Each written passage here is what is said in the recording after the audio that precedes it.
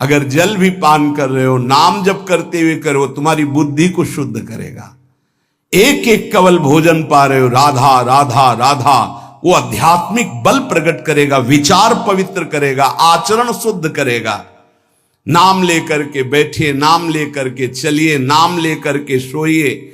जब लग श्वास है तब तक नाम जप करो। देखो, हरि नाम जैसा, भगवान नाम जैसा कोई मित्र नहीं है, ऐसा बड़े बड़े संतों ने अनुभव किया है। क्यों नाम जप नहीं हो पा रहा? कामी मति विष्ठल सदा चले चाल विपरीत, सील नहीं सहजो कहे नैनन माही अनीति। गंदे नेत्र, जिधर देखे वो पापाचरण की वृत्ति देखता रहता है। वाणी गंदी, दूसरे की निंदा चुगली पाप करना। मति गंदी, काम बहुत ही गंदा मलिन स्वभाव बन गया है। जिधर देखो, मंदिर जाओ, संत के समीप जाओ, बहुत सावधान। बड़ा बढ़िया सौभाग्य मिला है, बिना भगवान की कृपा के संयोग नहीं बनता। जैसे आप बैठे सुन, उस समय आप वो वस्तु ग्रहण करो जो कहीं नहीं मिल सकती, सत्संग। उस समय भी आपकी दृष्टि मलिन जा रही। कामी मति विष्टल सदा, एक तरफ रबड़ी रख दो, एक तरफ बिष्ठा पड़ा है, तो शूकर बिष्ठा की तरफ दौड़ेगा। हम लोगों की बुद्धि शूकर की तरह हो गई, मलमूत्र के शरीरों के भोगने की तरफ भाग रही। कौन सा इसमें परम सुख है? अरे इसी से हटने के लिए तो भगवान ने अवसर दिया, मानव देह, सत्संग दिया, शास्त्र स्वाध्याय, भगवत भाव में डूबने का अवसर। फिर भी वही गति। सदा रहे चित भंग ही, हृदय स्थिरता नाही। ऐसे लोगों का बड़ा चित्त चंचल होता है, हृदय स्थिर नहीं होता है। क्या करें? अगर ये भी नाम जप करने लगे तो सब शांत हो जाएगा, काम शांत हो जाएगा, मति पवित्र हो जाएगी। अगर हमारे हृदय में काम बसा रहा तो नाम नहीं चल पाएगा, नाम रुक जाएगा। हमें एक एक चीज पावन करनी इसी नाम से। वाणी, नेत्र, श्रवणेन्द्री, संपूर्ण शरीर, अंतःकरण, तब भगवत मिलन होता है। इसी शरीर को भगवान हृदय से लगाते, ध्यान रखना। जब भगवान प्रकट होते हैं तो ऐसा नहीं है कि वो भाव में केवल प्रकट होते हैं। जैसे हम आप देख रहे हैं, हम आप मिल रहे हैं, ऐसे भगवान अपने भक्तों को हृदय से लगाते हैं। सच्ची मानिए, वो यही हैं, हर समय पास हैं। जिस समय हमारी इंद्रियां पवित्र हो गई, शरीर पवित्र हो गया, हृदय पवित्र हो गया, भगवान करुणा करके प्रकाशित हो जाते, माया का पर्दा हटा देते हैं। पूज्य नारायण स्वामी बड़े सिद्ध महापुरुष हुए। वो कह रहे हैं कि नाम कैसे आपका निरंतर चलेगा। इसके लिए जिस वाणी से नाम जप कर रहे हो, यदि झूठ बोलोगे, अरे आश्चर्य होता है, झूठ बोल करके तुम सोच रहे हो हम संभाल लेंगे। नहीं नहीं, झूठ तुम्हारा नाश कर रहा है, तुम्हें पता नहीं। जिस जिह्वा से नाम जप कर रहे हो, अगर नाम का विशेष फल प्राप्त करना है, जल्दी फल प्राप्त करना है, आपको दुखों से बचना है, पाप भस्म करना है, तो झूठ बोलना बंद कर दीजिए। क्या बिगड़ जाएगा आपका? सच्ची बोलने में क्या बिगड़ जाएगा? सच्ची बोलना शुरू करोगे, हिम्मत नहीं रह जाएगी पाप करने की। ये जो पाप करने की तुम्हारी हिम्मत पड़ रही, झूठ बोलने के कारण पड़ रही। नहीं, असत्य संपातक पुंजा, सबसे बड़ा पाप झूठ बोलना। उससे क्या होता है? हर चीज हम छुपाना चाहते, किससे? उस सर्वज्ञ परमात्मा से, गुरुदेव से। नहीं, झूठ नहीं। नाम इसीलिए नहीं चल पा रहा, थोड़ी दिन नाम चलाएंगे छूट जाएगा, क्योंकि आप झूठ बोलते हैं, पापाचरण करते हैं। अगर नाम को चलाना है तो नारायण स्वामी जी कह रहे हैं, पहली बात मौन का आश्रय लीजिए, कम बोलिए, अधिकतर चुप रहना सीखिए, तभी नाम चला पाएंगे। जो कार्य कर रहे हैं आप उस पर ध्यान दें, उस कार्य को एकाग्रता पूर्वक करें, वाणी को मौन रखें, उस वाणी से धीरे धीरे नाम उच्चारण करें। कम से कम 24 घंटे में 4 घंटे मौन का तो सबको अभ्यास कर लेना चाहिए। 24 घंटे में 4 घंटे मौन का। तो ऐसे ऐसे बुद्धिमान हो कहेंगे हम 6 घंटे मौन रहते हैं। कब? बोले जब सोते हैं तब। आप 4 घंटे कह रहे हम 6 घंटे मौन रहते हैं। 24 घंटे में हम 6 घंटे मौन रहते हैं। बहुत बुद्धिमान है। बोले आप 4 घंटे कहते हो, हम 6 घंटे मौन रहते हैं। तो कब आप मौन रहते हैं? बोले जब सोते हैं तो 6 घंटे सोते हैं, मौन ही रहते हैं उस समय। मौन जागृत की कह रहा हूं, 4 घंटे का। नारायण स्वामी के बहुत बड़े महापुरुष हुए। तुम 4 घंटे मौन का अभ्यास करो, ऐसा निकालो 2 घंटे, 2 घंटे करके 24 घंटे में 4 घंटे मौन। उस समय हम किसी से बात नहीं करेंगे, नाम जप करेंगे। कार्य करो, कार्य करने के लिए मना नहीं कर रहे हैं। कम बोलो। आजकल लोग अपनी जीवनी शक्ति को बोलने के द्वारा बहुत नष्ट कर रहे हैं। व्यर्थ की बातें करते रहते हैं। 4 आदमी चल रहे हो, आप पीछे चलिएगा, सुनते, बेमतलब की बातें। नाम जप नहीं होगा, वो डिलीट नहीं होंगी, वैसे ही बनी रहेंगी। अगले जन्म के लिए तैयार हो रहा है। इसलिए नाम यदि सिद्ध करना है, नाम का फल लेना है, नाम का आनंद लेना है, तो वृथा भाषण बंद करो, बेकार की बात बंद करो। जितना कम बोलने से काम चल जाए उतना। सामने वाले को बोलने दीजिए, आप बीच में नाम चल रहा है जी, नाम चल रहा है। जब कोई आवश्यक बात हुई, पवित्र शब्द बोल दिया, नहीं चुपचाप सुनो। उसको लग रहा है कि आप संभाषण करो, मान लो रिश्तेदार है, नातेदार है, मित्र। अब आप व्यवहार में हैं, आप सीधे ये तो नहीं कह सकते हमसे बात मत करो, नहीं, हाँ बात कीजिए, लेकिन आप कम बोलिए, उसको बोलने दीजिए, आप नाम जप कीजिए, जरूरत भर बात कीजिए। बात में भगवान की चर्चा हो तो कोई बात नहीं, अगर प्रपंच की चर्चा है तो बचने की कोशिश कीजिए।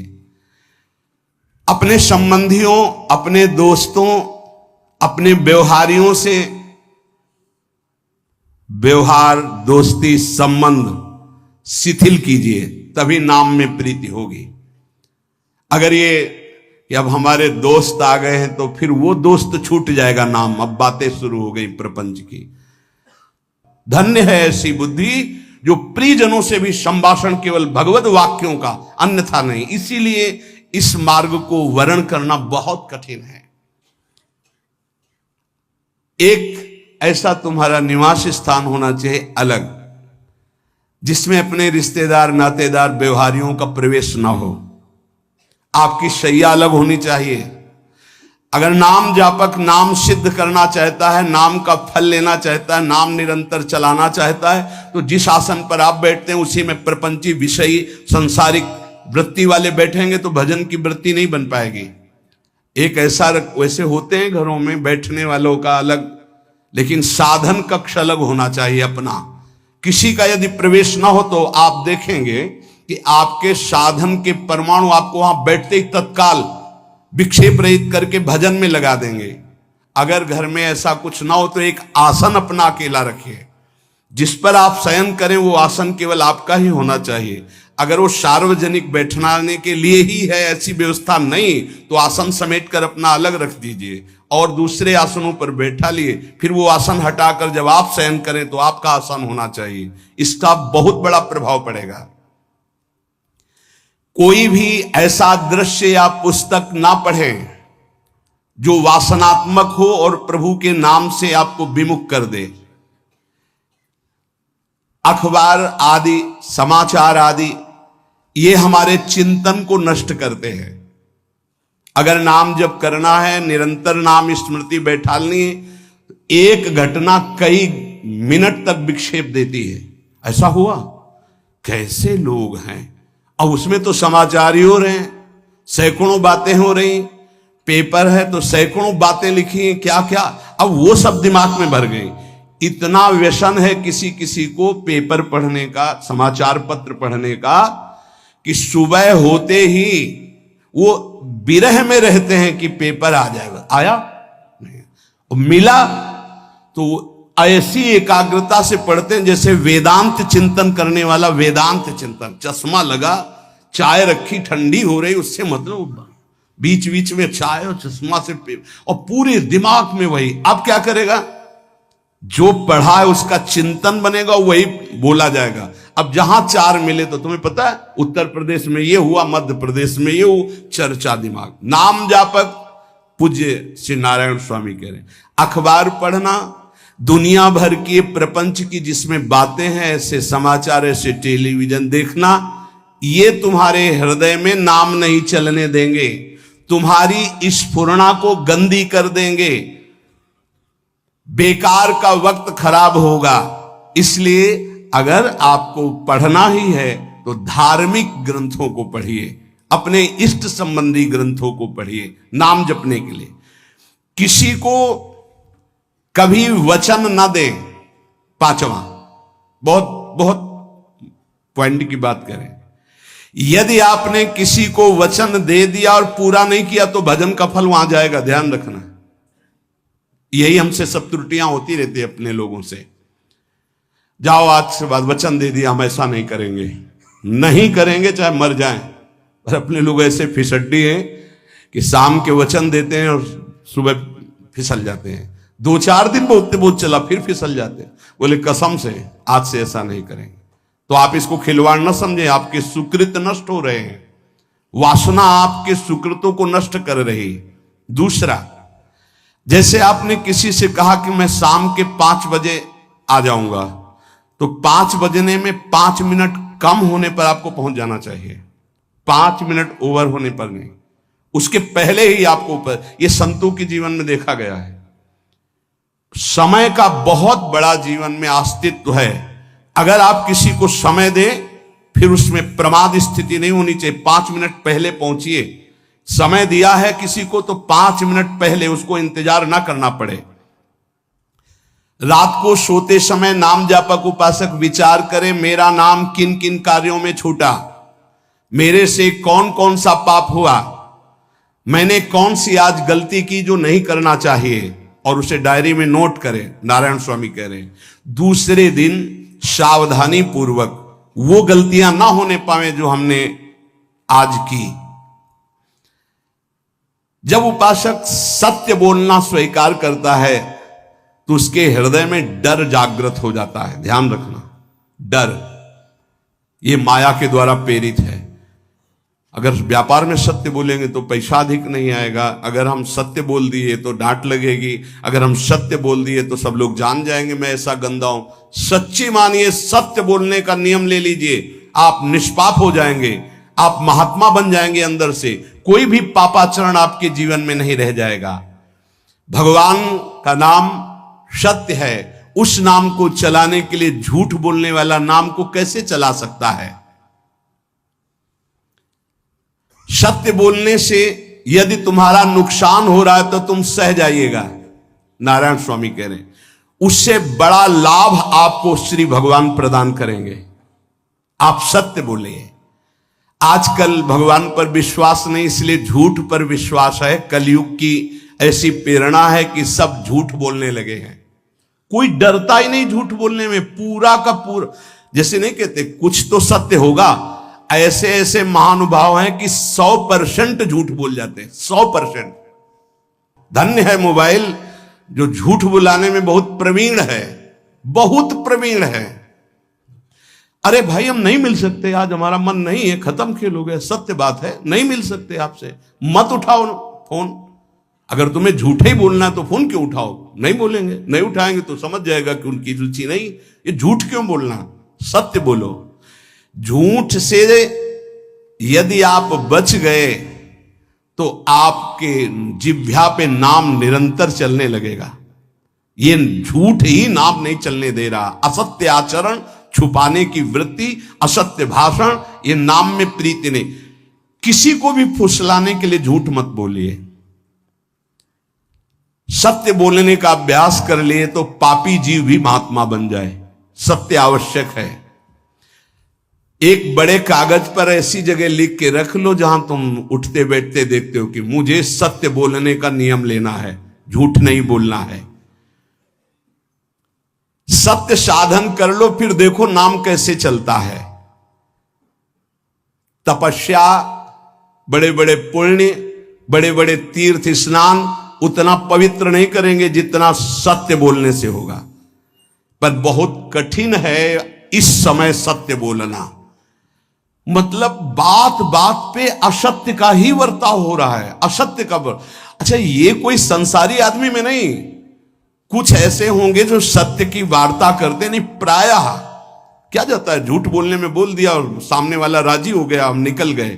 लेकिन सत्य ना होने के कारण आप में सत्य आचरण, सत्य स्वरूप भगवान का नाम, भगवान को कहा गया सत्य नारायण, वो नाम नहीं चलेगा। भजन करने का पहला साधन है सत्य बोलना, जबान से सत्य बोला जाए।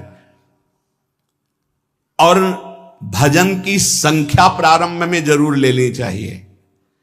यदि 10 माला का नियम लिया, 20 माला का नियम लिया, तो उसे निर्वाह करो। जैसे यहां शरणागति मंत्र मिलता है तो 11 माला प्रारंभ में दी जाती कि आपको करना ही है, ज्यादा हो जाए वो ठीक, 11 से कम वो कभी जीवन में नहीं।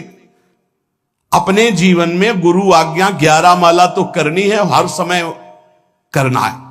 पर ये मन थोड़े दिन तो नियम में चलेगा, इसके बाद छोड़ देगा। दीक्षा तब लेनी चाहिए जब गुरु आज्ञा पे चलने की हिम्मत हो, नहीं तो ऐसे ही नाम जपो करो। जब नियम मिल गया 11 माला तो चाहे प्राण निकल जाए, हमको 11 माला पूरे करने, प्राण निकलने तक गुरु आज्ञा का पालन करना है। यदि आप नाम जप अधिक मात्रा में नहीं करेंगे तो जो आपको नाम मिला है उसका फल आपको अनुभव में नहीं आएगा। क्यों?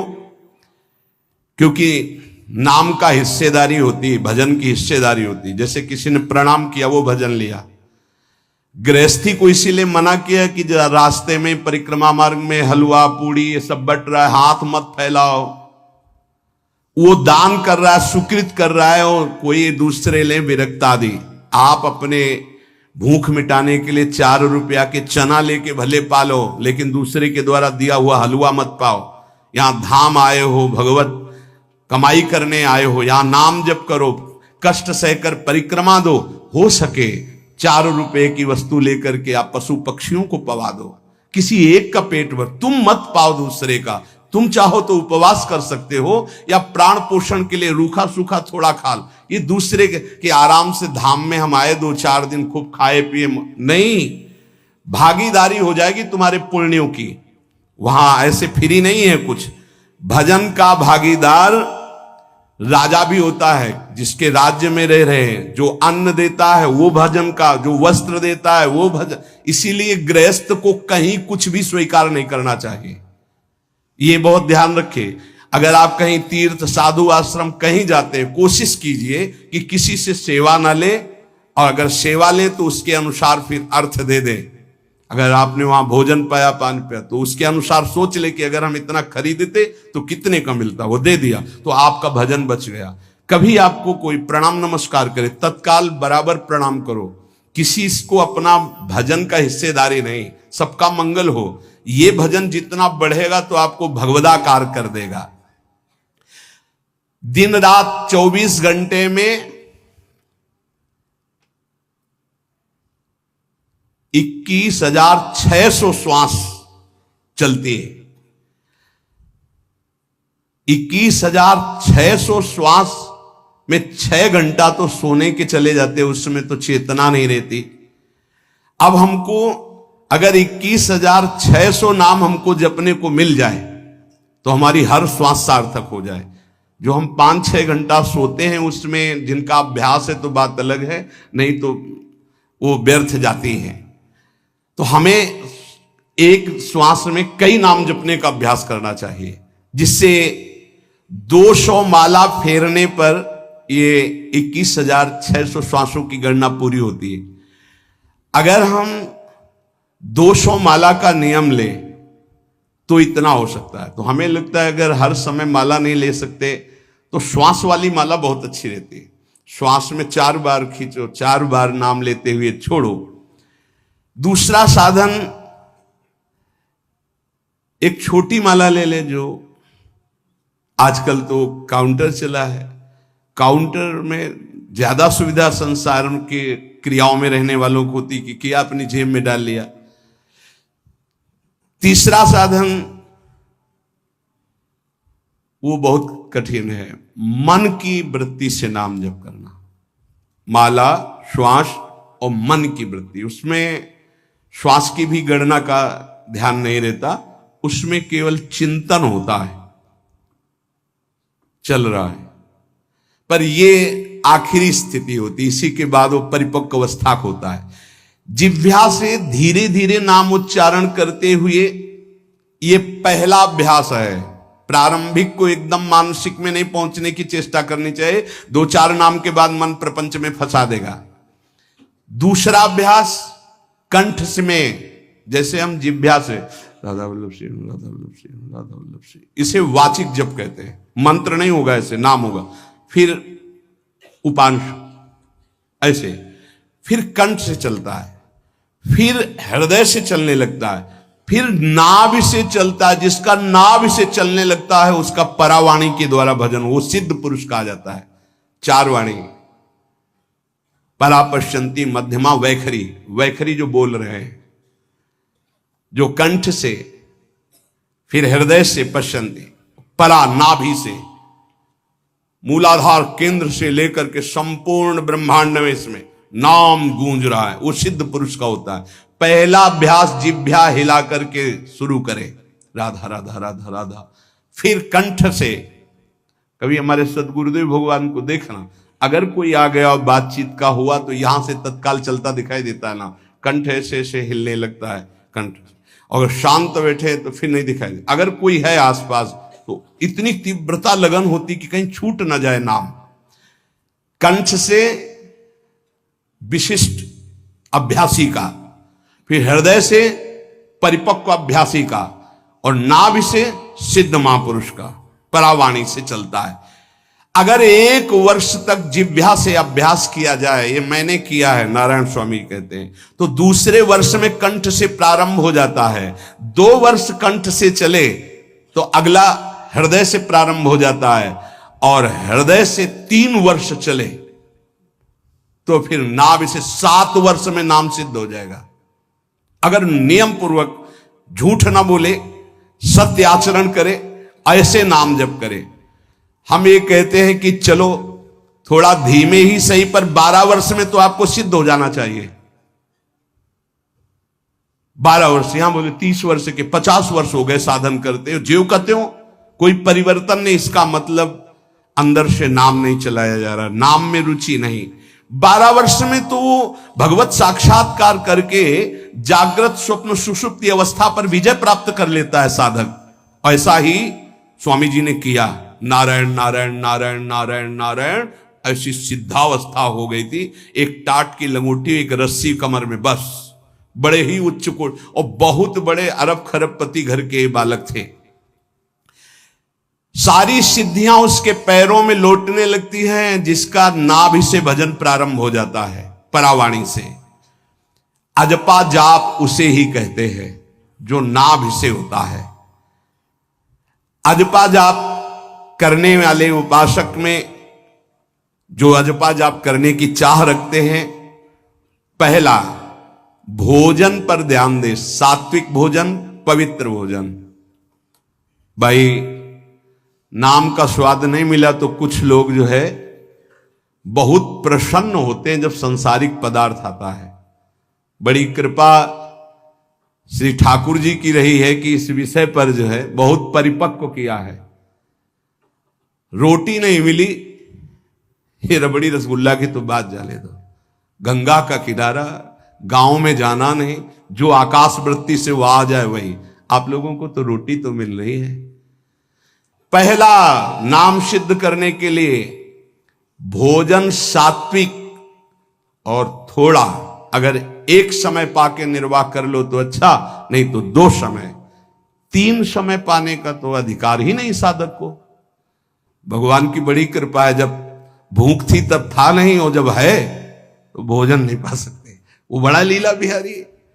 जब भूख थी तब भोजन नहीं, और जब भोजन है तो नियम कानून इसके लग गए हैं, ये इतना इतना। दूसरा, पहला भोजन पर पवित्र। देखो नाम जप के लिए बहुत आवश्यक है। यही जीवन है कि अगर आप नाम जप करने लगे तो हमारा बोलना, हमारा जीना सार्थक हो जाएगा। अगर नाम जप आपको करना है तो पवित्र भोजन होना चाहिए। 2 टाइम भोजन पाना है तो थोड़ा थोड़ा पाओ, पेट ना भरने पाए, ऐसा ना लगने की वजन बढ़ गया है। वजन बढ़ गया है तो भजन घट गया है, वजन घट गया है तो भजन बढ़ गया है। देखो, तुम्हारे संसारिक संबंधी माता पिता चाहेंगे कि तुम्हारा चिकना शरीर होना चाहिए, हष्ट पुष्ट होना चाहिए, लेकिन हम चाहेंगे कि तुम्हारा भजन पुष्ट होना चाहिए, भगवदाकार वृत्ति होना चाहिए। शरीर तो आज है, कल नहीं रहेगा, चाहे जितना चिकना कर लो। संसारिक माता पिता के प्यार में और गुरु के प्यार में यही अंतर है। वो आपके स्वरूप को पुष्ट करेगा तो शरीर तो अपने आप, मन प्रसन्न है तो वो स्वस्थ है, अस्वस्थ होने पर भी स्वस्थ है। अगर शरीर स्वस्थ है और काम वासना है, नाना प्रकार की चिंताएं, ये थोड़ी माता पिता दूर कर पाएंगे। वो तो तपस्या और साधना से ही दूर होती है, ध्यान रख लीजिए।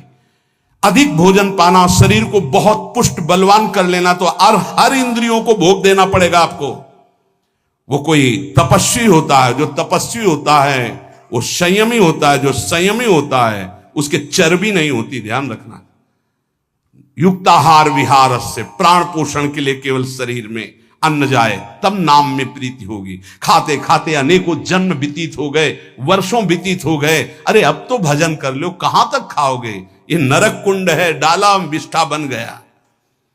नींद, एक नियम बना लो कि इतना ही सोना है। पता नहीं सोने में कौन सा सुख, नींद में केवल एक बात का सुख होता है, आपका संसार का चिंतन नहीं होता, तो आप जो शांत रहते हैं वो सुख होता है, लेकिन वो तमोगुणी सुख है। अगर आप जागृत में संसार का चिंतन न होने दें और भगवत चिंतन कर रहे हैं तो आप महापुरुष हो जाएंगे। सो सो के जीवन क्यों बर्बाद करते हैं? एक टाइम रखिए सोने का, बस। ये कोई तुम्हारा सुख नहीं है, ये तमोगुणी सुख है। निद्रा आलस्य प्रमादोत्तम तत्तामस मुदाहृतम। और एक बात समझ लो, यद तज्ञे विषमी परिणामे अमृतोपमम, जिसमें विष जैसा शुरुआत में लगता है उसका परिणाम अमृत होता है, और जिसकी शुरुआत अमृत जैसी लगती है उसका परिणाम विष होता है। प्रातःकालीन उठ करके सत्संग में आना विष जैसा लगता है, लेकिन उठ के आ रहे हो तो इसका फल अमृत होगा। ब्रह्म मुहूर्त में सो रहे हैं, जीवन बर्बाद कर रहे हैं, अरे ब्रह्म मुहूर्त में उठिए, स्नान कीजिए और सच्चिदानंद भगवान में चित्त को जोड़िए। ये विष जैसा लगता है, परिणाम अमृत जैसा होता है। तीसरा, 24 घंटे में 1 घंटे का तो एकांतवास करना सीख ही लो, चाहे गृहस्थ हो चाहे कोई भी हो। 1 घंटे हमसे कोई बात नहीं करेगा, अपने दरवाजा बंद, थोड़ा 1 घंटे कोई ऐसा समय निकालो जिसमें चित्त को केवल श्री कृष्ण से जोड़ो, प्रियाजू से जोड़ सको। चौथा, विरक्त साधक, तकिया, गद्दा, ये सब चीजें अगर लगा के सोओगे तो नाम जप नहीं होगा। देखो, हितधाम में कुशासन और एक ईंट कुशासन के नीचे, सर्दी में ओढ़ने के जो हमारे कंबल थे वो आटे का बोरा बलराम जी ला के दे थे। जीवन को यदि आप कसौटी पे नहीं कसेंगे तो भजन नहीं होने वाला। अब तो शरीर रोग से ग्रसित है, आप चाहे जहां रखो चाहे जैसे रखो, प्रिया जो जाने। जब तक हमें भगवदाकार वृत्ति ना हो जाए तब तक विषयों को स्वीकार नहीं। ऐसे हैं साधक, बड़ा सुख मिलता है। एक ऐसे पड़ा हुआ है आसन, उनके कमरे में जाके देखिए, केवल आसन ही है। कितने ऐसे साधक राधा के कुंज में रहते जिनकी चटाई केवल है, न तकिया है, न गद्दा है, न कोई। उसी चटाई को ऐसे खड़ा कर दिया, बिछा लिया, बस उसी में पड़े, भोजन मिला पा लिया, ऐसे रह रहे हैं।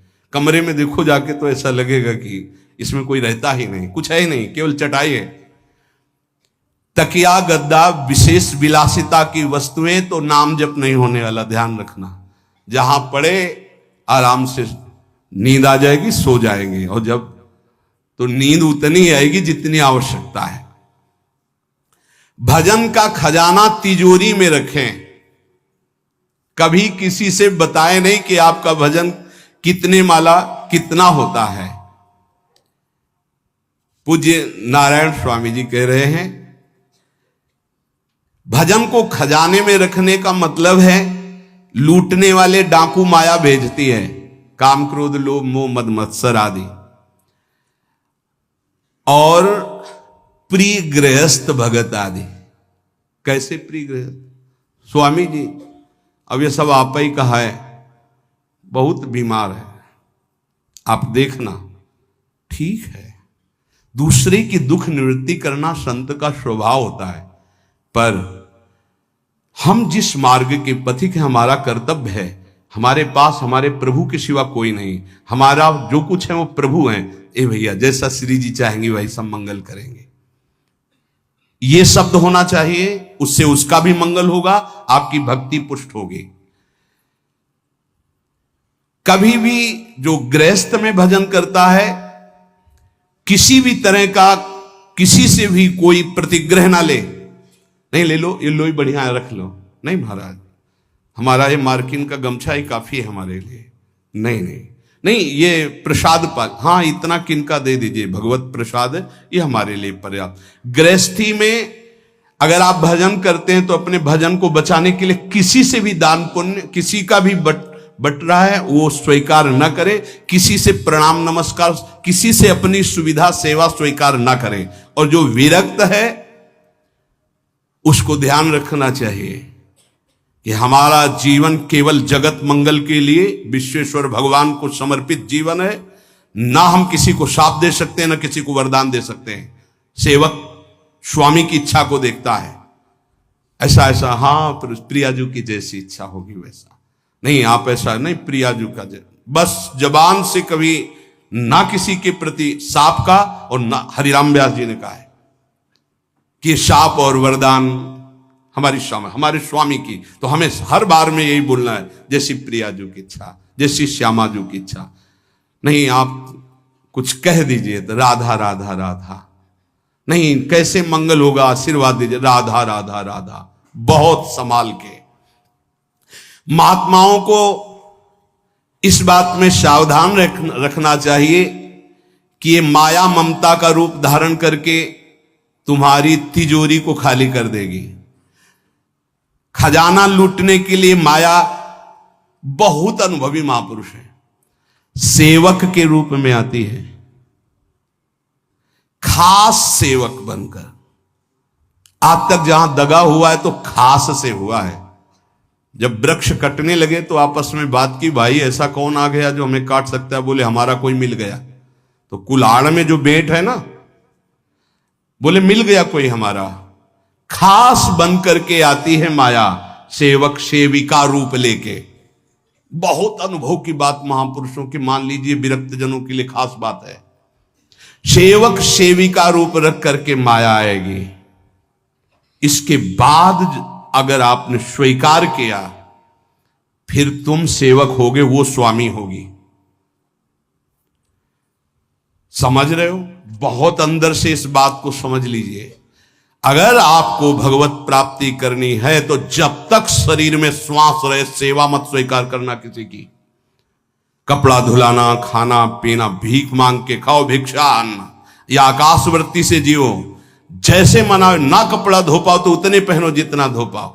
किसी को अपनी सेवा में प्रवेश मत होने दो। अपने शरीर की सेवा, अपने जीवन की सेवा जब तक श्वास है तब तक स्वयं करो, नहीं तो तब लग जोगी जगत गुरु, जब लग रहे निराश, जब आशा मन में भई, जब गुरु और जोगी दास। इसलिए होश में परमार्थ के पथिक को कभी किसी की सेवा नहीं लेनी चाहिए, कभी किसी को सेवक नहीं बनाना चाहिए। भगवत भाव से नेकी कर दरिया में डाल, उपदेश दे दिया, चल अपने मार्ग में। जीवन की ये बात हमारी अनुभव की मान लीजिए। अगर निर्विघ्न पंथ निर्वाह करना है तो कभी किसी को यहां सेवक न बनाया जाए।